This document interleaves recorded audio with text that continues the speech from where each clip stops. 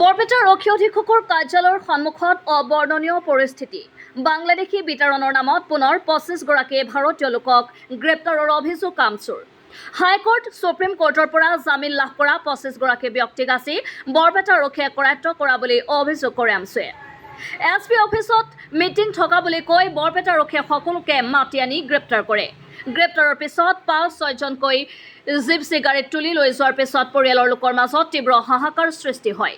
গ্ৰেপ্তাৰ কৰা লোকক ক'ত লৈ যাব সেই বিষয়ে জনোৱা নাই বুলি পৰিয়ালৰ লোকৰ অভিযোগ। এই লৈ আজি বৰপেটা আৰক্ষী অধীক্ষকৰ কাৰ্যালয়ৰ সন্মুখত এক অবৰ্ণনীয় পৰিস্থিতিৰ সৃষ্টি হৈছে। আপোনজনক এইদৰে বাংলাদেশী সজাই অজান ঠাইলৈ লৈ যোৱাৰ দৃশ্যই সকলোকে কন্দুৱাইছে। পৰিয়ালৰ সদস্যৰ মাজত কান্দোনৰ ৰোল উঠিছে। বিদেশীৰ নামত ভাৰতীয় লোকক এইদৰে গ্ৰেপ্তাৰ কৰা বুলি তীব্ৰ প্ৰতিক্ৰিয়া প্ৰকাশ কৰিছে আমচুৱে। কাৰ স্বাৰ্থত এইদৰে ভাৰতীয় লোকক বাংলাদেশী সজোৱা হৈছে বুলি প্ৰশ্ন তুলিছে আমচুৱে। বাংলাদেশীৰ নামত সংখ্যালঘু ভাৰতীয় লোকক এইদৰে হাৰাশাস্তি কিয়? গ্ৰেপ্তাৰ কৰা লোকসকলে ভাৰতীয় বুলি দাবী আমচুৰ নেতা আব্দুল জব্বাৰ আলীৰ। গ্ৰেপ্তাৰ কৰা সকলোকে শীঘ্ৰে মুকলি কৰি দিয়াৰ বাবে দাবী জনাইছে আমচুৰ নেতাগৰাকীয়ে। বৰপেটাৰ পৰা প্ৰদীপ কুমাৰ চৰকাৰৰ ৰিপৰ্ট, টিভি লাইভ নিউজ।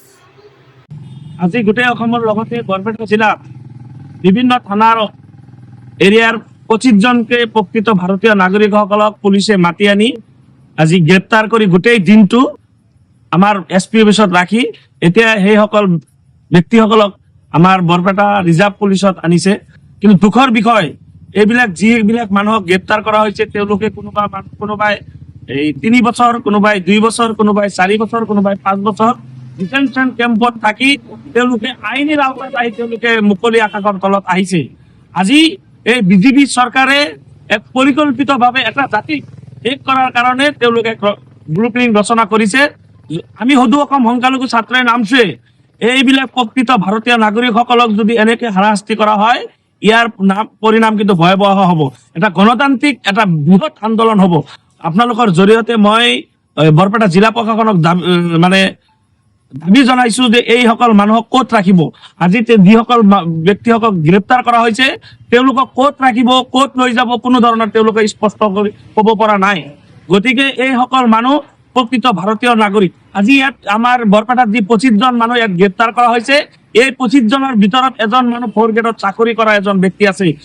তেওঁলোকৰ গোটেইখিনি ডকুমেণ্টছ আমাৰ হাতত আছে। তেওঁলোকে আমাক দেখুৱাইছে যে 1997 চনত সেই মানুহজনৰ নামৰ আগত এটা ডি লগোৱা হৈছিল, এটা লাল কলমেৰে ডি লগোৱা হৈছিল।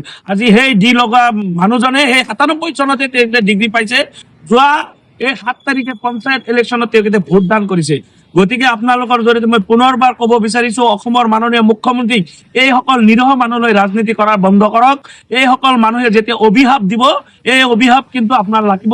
গতিকে মই আপোনালোকৰ জৰিয়তে অসমৰ মাননীয় মুখ্যমন্ত্ৰীক কৈছো যে এইসকল মানুহ এই ভাৰতবৰ্ষৰ অংগৰাজ্য অসমৰে মানুহ, এইসকল মানুহক, এই নিৰহ মানুহক এনেকুৱাকে ধৰি তেওঁলোকক ডিটেনশ্যন কেম্পত ভৰাই থৈ যি মানৱতাৰ যি এটা দেখাব বিচাৰিছে, এইটো কোনো পধ্যেই সহ্য কৰা নহয়।